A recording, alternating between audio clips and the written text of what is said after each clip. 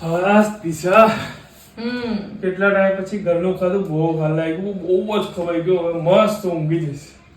તમે તો ખાઈ પીને પોરાને ઊંઘી જશો.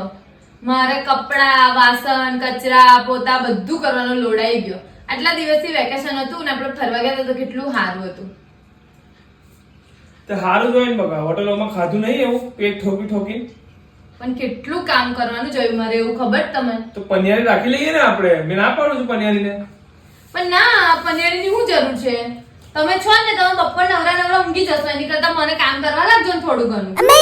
મેં કામ કરું, કચરા પોતું વાર દઉં મેં. તો કોણ કરે? પનિયારી રાખી લે ને, પૈસા ભર દેજો તું તારી રીતે. તારે તને લોડ પડે, મને નહીં પડતો. મેં તો મારો ધંધો કરેલો જ મારી રીતે. એવું? હા. તો કામ કોણ કરશે બધું? ના, તમારે જ કરવું પડશે. કેમ કે મેં પનિયારી રાખું, હું લે મારા 500 પગાડું.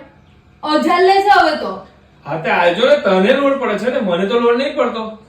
વાહ, જોયું? મને થોડું કામ કરવામાં બી તમને આટલી બધી કોચરાઈ આવી ગઈ છે. આ ઘરમાં આવતામાં જ તમારો કકરાટ ચાલુ થઈ ગયો છે. મારો ને તારો ચાલુ થઈ ગયો છે, દેખાય છે બધે. બરાબર? કકડાટ ચાલુ થઈ ગયો છે.